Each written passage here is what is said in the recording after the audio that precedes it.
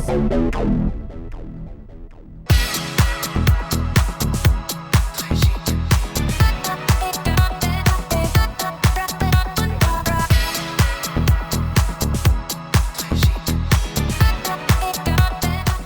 siang teman, namaku Gatot. Aku pemuda asli Temanggung.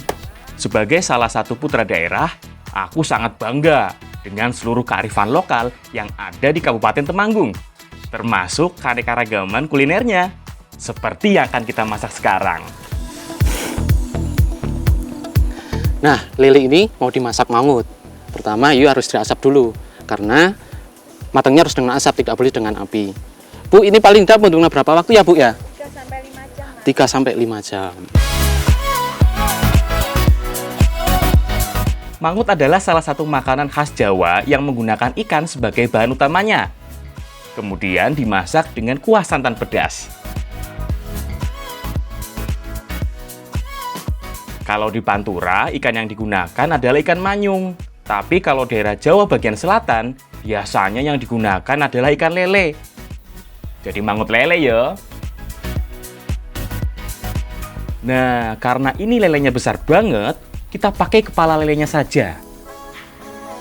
Oh iya, kepala ikan lele ini harus kita asapi dulu. Jangan sampai kena api langsung yo, biar aromanya lebih khas. Nah, daging ikan yang matang dengan asap seperti ini jauh lebih awet loh dibanding yang langsung masak dengan api. Makanya, dari zaman dulu teknik mengawetkan makanan sudah dilakukan secara alami dengan pengasapan. Sambil menunggu kepala ikan lelenya selesai diasapi, Mbak Lala dan Mbak Ria lagi nyiapin bumbu untuk mangutnya. Sebenarnya sih nggak terlalu berbeda jauh dengan bumbu gulai. Sama-sama menggunakan bumbu kuning dan santan. Bedanya, untuk bumbu mangut ini lebih ditonjolkan lagi cita rasa gurih dan pedesnya. Makanya butuh cabai rawit yang banyak yo. Sip, semua bahan wis siap kabeh ki. Saatnya dimasak yo.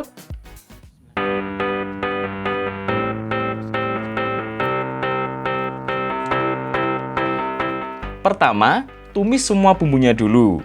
Baik bumbu halus maupun bumbu yang hanya digeprek dan diiris. Setelah semuanya harum, baru masukkan santannya. Selain perbedaan bahan utama, mangut khas pantai utara Jawa dan khas pantai selatan Jawa juga ada bedanya lagi yo. Biasanya mangut di selatan Jawa nggak sepedes mangut di Pantura. Latar belakang alam dan kebudayaan mempengaruhi yo. Nah, wis mendidih ki. Sekarang masukkan kepala lele yang sudah diasapi yo. Oh iya, kalau di Jawa bagian selatan, selain diasapi dulu seperti ini, ikan yang digunakan juga bisa digoreng lebih dulu. Yang penting udah matang sebelumnya. Tapi kalau di pantai utara Jawa, pantang. Tetap harus diasapi, karena ini yang jadi ciri khasnya. Ageng nggih, Bu nih, Bu. Iya, Mas. Nah, jadi ciri khas dari mangut adalah setelah diasap, ini langsung dimasak dengan bumbu santan kuning yang pedas sekali. Tingkat kekentalan santannya juga berbeda loh.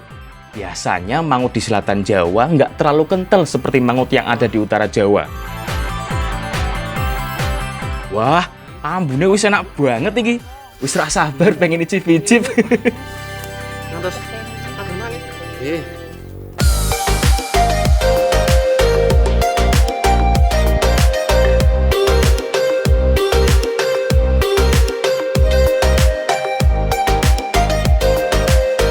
Mangut atau masakan olahan ikan seperti ini sudah ada sejak dulu yo.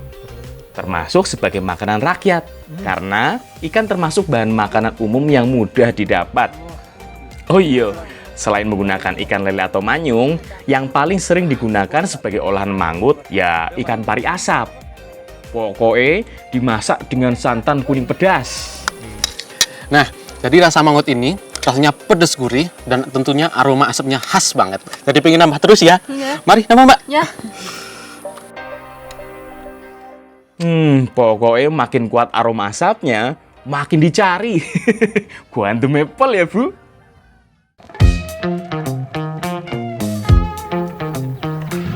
Aku tadi penasaran dengan ikan lele yang digunakan untuk membuat mangut tadi. Lele sebesar tadi, kira-kira dapat dari mana yo? Soalnya kan jarang ada yang masak ikan lele sebesar itu. Katanya sih di sekitar sini ada. Aku mau cari lele dulu ya, yang super jumbo. Nah, sekarang aku mau cari lele, karena katanya di sini lelenya tuh besar-besar. Ngoten nggih Pak nggih? Nanti aku mau masak makanan khas Jawa Tengah. Monggo Pak, dipadosi nggo? Ayo. Nggo. Lele adalah salah satu jenis ikan berkumis yang hidup di air tawar. Biasanya memiliki daya tahan hidup yang luar biasa. Bisa juga hidup di daerah berlumpur dan sedikit air. Kalau ikan lele yang kita cari sepanjang lebih dari 50 cm, biasanya umurnya lebih dari 2 tahun yo. Angel ya Pak. Wah, angel. Agak susah yo nyari ikan lele. Padahal ukurannya udah besar loh. Tapi karena tubuhnya licin, yo susah ditangkap. Selain tidak memiliki sisik jadi lebih licin saat ditangkap, lele dikenal juga memiliki duri di bagian sirip. Kalau orang Jawa bilang, patil. Iki yang harus ekstra hati-hati saat menangkap lele seperti ini. Salah-salah bisa kena patil tangan kita.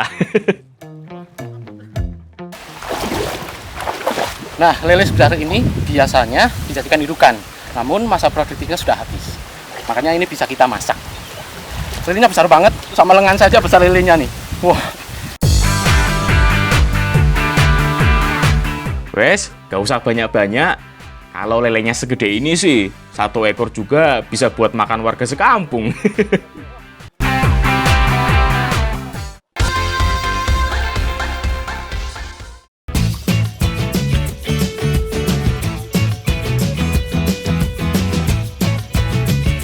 Ada banyak yang bilang kalau lele yang besar tidak enak untuk dimasak. Apalagi bekas indukan segede ini. Tapi sebenarnya kalau diolah dengan cara dan bumbu yang tepat, yo enak-enak wae. Mangut tadi juga enak apple. Yang penting bumbunya kuat. Seperti makanan yang akan kita masak ini, bumbunya yo kuat. Jadi lele tadi bisa dimasak juga garang asem. Karena garang asem bahan dasarnya bisa ayam atau ikan, dan termasuk ikan lele ini. Kalau tadi yang dimasak adalah bagian kepalanya, sekarang kita olah bagian dagingnya ya. Lele sebesar ini pasti memiliki kandungan lemak yang cukup banyak. Makanya cocok banget kalau diolah jadi garang asem. Teksturnya pasti jadi lebih lembut. Garang asem adalah salah satu jenis makanan tradisional khas Jawa Tengah. Umumnya sih menggunakan daging ayam. Tapi sebenarnya hampir semua jenis daging-dagingan termasuk ikan juga bisa yo. Bumbu yang digunakan umumnya bercita rasa pedas dan asam. Makanya ada banyak cabai dan tomat. Ada juga parutan kelapa yang akan diambil santannya. Oh iya, lain ladang, lain ilalang. Lain lubuk, lain pula ikannya. Walaupun sama-sama garang asem yang mau kita olah di Temanggung ini tentu berbeda dengan garang asem yang terkenal di Semarang atau di Kudus. Kalau di sana kan biasanya hanya menggunakan bumbu iris dan santan segar, kemudian langsung dikukus. Kalau di Temanggung ini, bumbunya lebih banyak yo. Hampir sama dengan bumbu gulai yang kuning.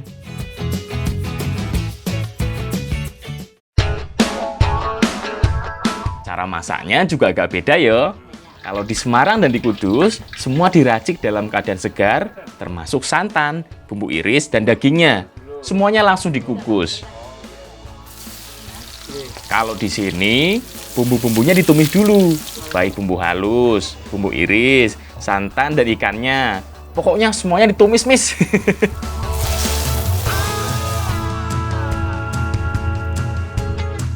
Jadi ada banyak cara buat masak garang asem. Kalau di Temanggung, ciri khasnya semuanya dioseng dulu dari bumbu, santan, dan juga daging ikannya juga. Nah, tapi nanti masih dikukus lagi. Ngoten Ibu nggih? Nggih. Atau daun pisang, Mas. Nggih. Jadi pengolahan pertama ini hanya biar bumbu kuningnya meresap yo. Terus biar daging atau ikannya cepat empuk. Jadi lebih mantap saat dimakan. Nah, biar lebih gurih, tambahkan daun bawang seperti ini.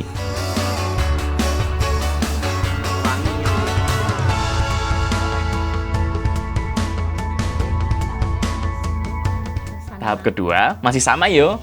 Bungkus atau pincuk dengan daun pisang. Ikan yang sudah dimasak dengan bumbu kuning tadi, kemudian ditambah dengan bumbu iris, seperti tomat dan belimbing wuluh. Kemudian dipincuk dengan daun pisang. Nah, tahap kedua ini yang membuat cita rasa garang asem nantinya lebih seger. Oh yo, ada caranya mincuk garang asem seperti ini yo, biar nggak bocor. Daun pisang yang dipilih yang sudah agak layu, jadi nggak getas atau mudah sobek. Terus tumbuk menyilang, jadi kalau salah satu sobek, ada lapisan kedua yang menyelamatkan. Jadi aman untuk membungkus makanan berkuah seperti gini ya.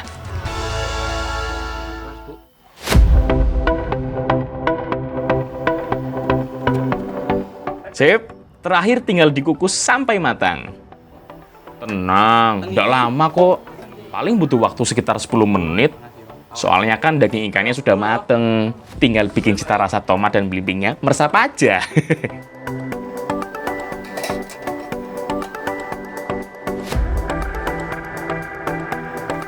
Wah, wis mateng kabeh iki kayaknya Mbak Lala. Kita cobain dulu yuk. Bener-bener empuk daging ikannya. Apalagi kalau dapat bagian lemak. Wah, cocok banget iki. Kenyal-kenyal gimana gitu. Enak ya Mbak ya. Nah, jadi garang asem di Temanggung ini rasanya ada manis, gurih, sama pedas asin. Seger juga ya Mbak ya. Iya. Karena tadi sebelum dikukus ada tambahan tomat sama buah belimbingnya. Yuk Mbak, nambah Mbak. Iya.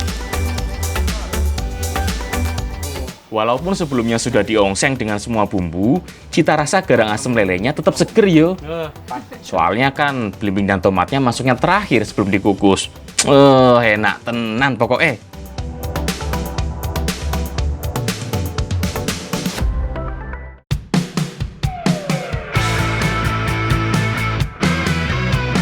Selamat siang teman, masih dengan aku yo, Gatot, Cah Asli Temanggung.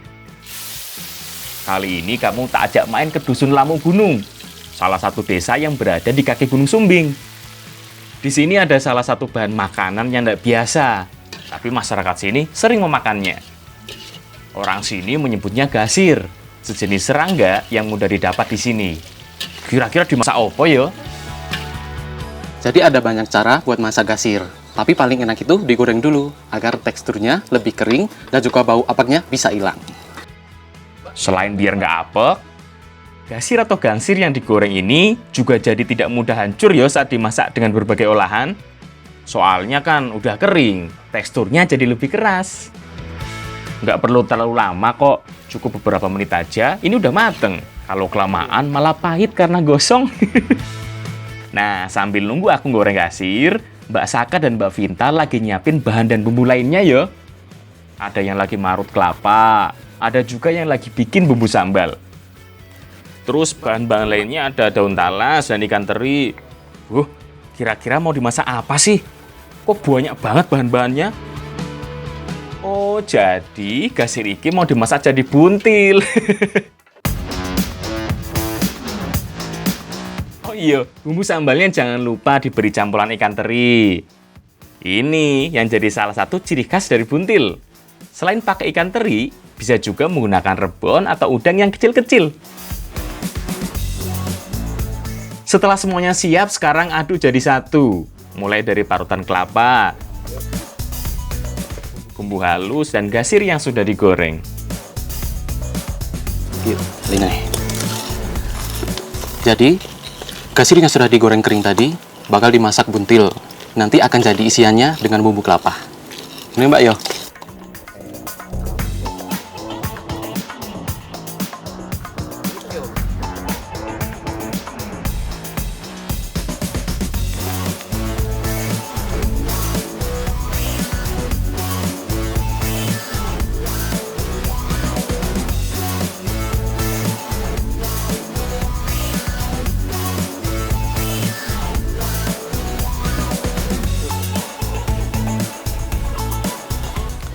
Jadi, cara bikin buntil ini yaitu dengan dibungkus atau dibuntel dengan daun talas, daun singkong, atau daun pepaya.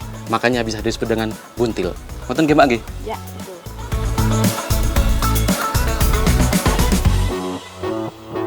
Makanya, sengaja daun pembungkusnya pakai daun yang bisa dimakan sekalian.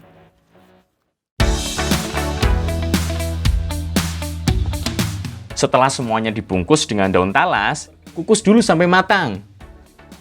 Selain biar daun dan isiannya matang, proses pengukusan seperti ini juga agar daun talasnya tidak gatal.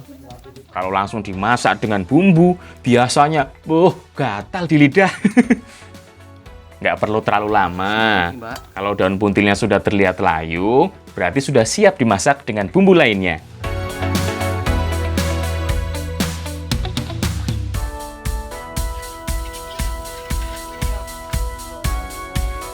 Bumbunya sebenarnya hampir sama dengan isiannya. Sama-sama pakai bumbu sambal. Bedanya sedikit ditambah dengan kunyit aja. Ada juga salam dan lengkuas. Kelapa yang digunakan sebagai isi, sebagian juga diambil santannya. Soalnya, buntil paling enak kalau dimasak dengan bumbu santan.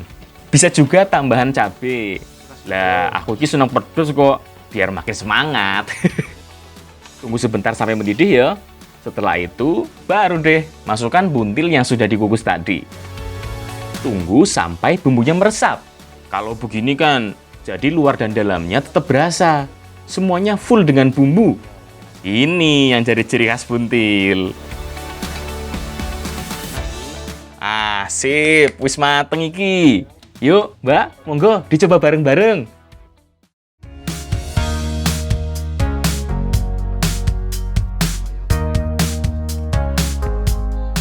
Wah, pas banget iki rasanya. Bumbunya kuat, jadi kerasa. Tambahan gasirnya juga enak yo, jadi lebih gurih. Enak ya?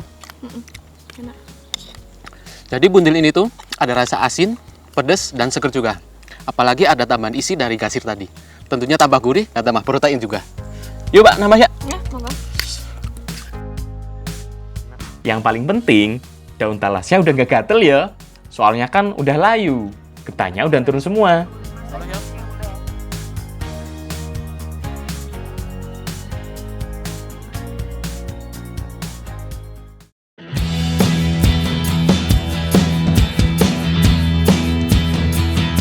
Nah, mesti pada penasaran toh? Gasir itu hewan apa? Nih, aku sama Mas Tri mau cari gasirnya dulu. Pas banget.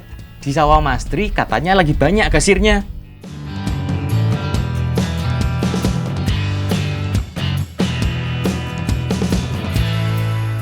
Nah, jadi hari ini kita lagi mau nyari gasir. Gasir itu adalah sejenis serangga yang biasanya hidup dan sembunyi di bawah tanah. Makanya harus kita cangkul dulu. Monggo, Pak, cangkulin, Pak. Go. Gasir adalah sejenis jangkrik yang memiliki ukuran cukup besar. Biasanya hidup dengan menggali lubang di tanah. Nah, ciri-ciri tanah yang ada gasirnya, biasanya di bagian tanahnya ada tanahnya lebih halus yo. Itu adalah sisa galiannya. Tinggal dicangkul, terus cari lubang kecil. Biasanya di situ ada gasirnya.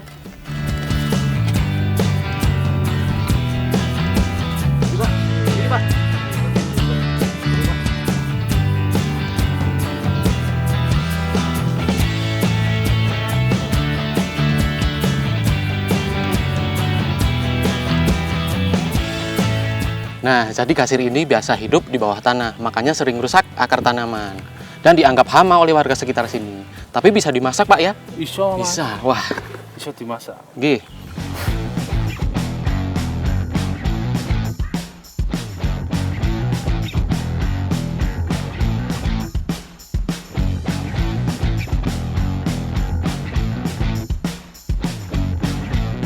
Sebenarnya memakan tanaman pertanian secara langsung sih enggak yo.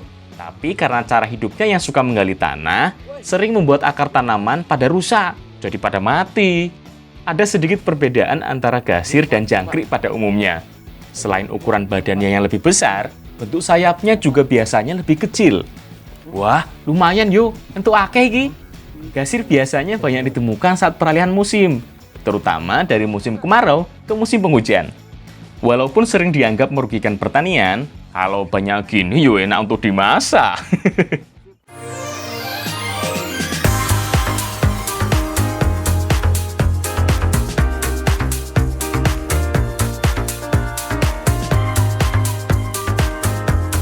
Jadi, gasir ini masih sering dikonsumsi oleh warga Lombok Gunung. Dan sekarang mau dimasak oseng, dicampur dengan tempe. Tentu dengan bahan yang lainnya. Ayo Kak, diiris-iris Mbak. Di desa paling atas lereng timur Gunung Sumbing ini, gasir bisa diolah jadi apa aja. Selain buntil tadi, bisa juga dimasak jadi oseng. Sebenarnya sih, digoreng aja langsung dimakan udah enak kok. Kalau oseng-oseng seperti ini, bumbunya sederhana aja yo. Ada berambang, cabai, tomat, serai, salam, dan lengkuas. Semuanya diiris tipis, nggak ada yang dihaluskan. Nah, paling enak, oseng gasir seperti ini harus ditambah dengan tempe. Jadi lebih jos. Makanya tempenya juga perlu diiris tipis lebih dulu ya.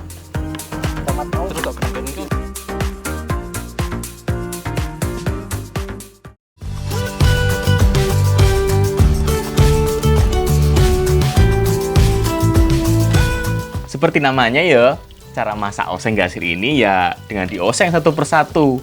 Mulai dari irisan bawang merah, bawang putih, cabai rawit, dan semua bumbu iris lainnya. Aduk jadi satu sampai harum. Nah, kalau sudah harum, tinggal masukkan irisan tempe dan tunggu sampai tempenya sedikit layu. Biar meresap bumbunya. Kalau gasir ya masukkan terakhir aja. Soalnya kan gasir ini sudah digoreng sebelumnya. Jadi ya wis mateng. Tuh kan, jadi nggak mudah hancur saat dioseng seperti ini. Kalau nggak digoreng, us pati hancur nggak karuan iki. Bes, ambune sedep tenan iki. Us siap dipangan iki. Biarpun masaknya cuma sederhana, oseng gasir ini nggak kalah loh enaknya dengan buntil yang lebih rumit tadi.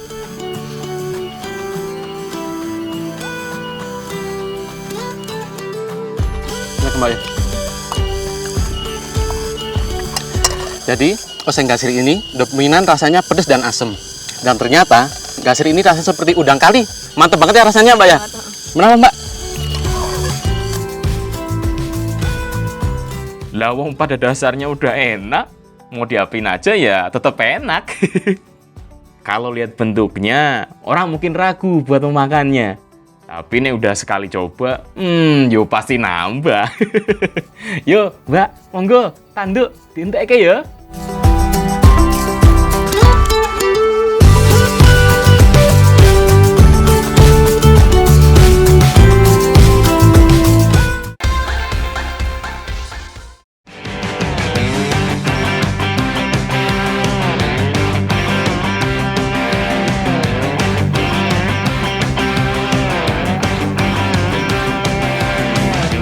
Masih di Temanggung ya, tanah kelahiranku.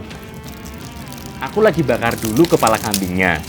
Kata Mbak Fistra, bulu kambing ini hanya bisa dibersihkan dengan dibakar seperti ini. Harus dengan api yang besar ini, biar semua bagian bulunya terbakar sempurna. Aku mau masak brongkos. Nah, di Temanggung itu identik sekali dengan brongkos kepala kambing. Tadi kepala kambingnya sudah aku bakar, dan sekarang mau aku keri bulu.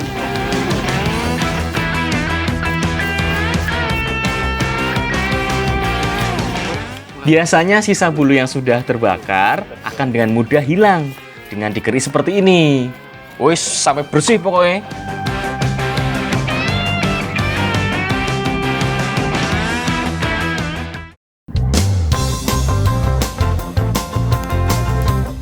Sebelum dimasak dengan bumbu brongkos lainnya, kepala kambing harus direbus dulu dalam waktu yang lama, biar benar-benar empuk. Yo, kurang lebih sekitar 3 jam lah. Cukup lama ya prosesnya. Tapi tenang, yang prosesnya lama, biasanya hasilnya enak banget. Layak untuk ditunggu pokoknya. Sip, wis empuk ki kepala kambingnya. Sekarang siapin bahan lainnya juga ya. Mbak Fistra dan Bu Toto lagi nyiapin bumbu dan parutan kelapanya. Seperti makanan khas Jawa lainnya, brongkos juga menggunakan rempah yang sangat banyak. Nah, di antara semuanya, ada yang nggak boleh kelewat yo. Iki ki, kluwek. Bumbu yang sering digunakan untuk masak rawon kalau di Jawa Timur. Nah, Jadi ini yang jadi ciri khas dari brongkos, yaitu kluwek. Biasanya brongkos memang ada bumbu santannya dan bumbu kuning, tapi ini yang menjadi ciri khas dari brongkos adalah kluwek. Nah, kluwek inilah yang akan memberikan cita rasa dan warna pada brongkosnya nanti.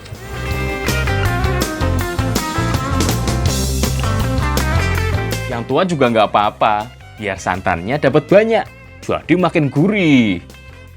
Sip, wis kabeh ki, langsung dimasak ya. Tumis semua bumbu yang sudah dicampur dengan kluwek.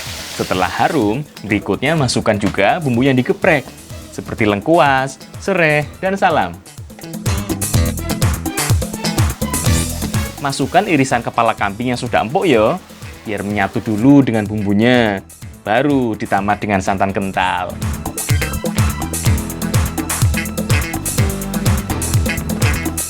Nah, jadi brongkos ini hampir sama seperti rawon, karena sama-sama menggunakan bumbu kluwek.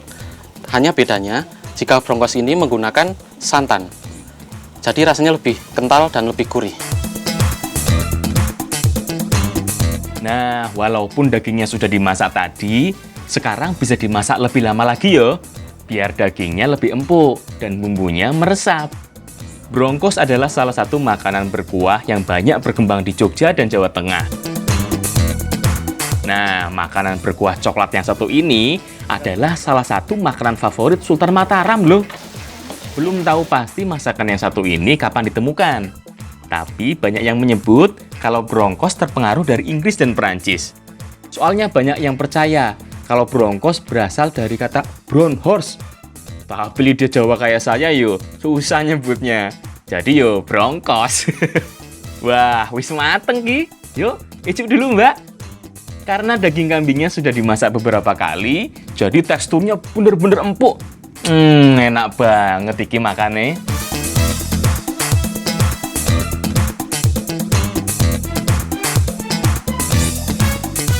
Jadi brongkos ini rasanya gurih, teksturnya juga lembut, dan bau apinya juga hilang. Ya mbak ya, karena kluweknya tadi.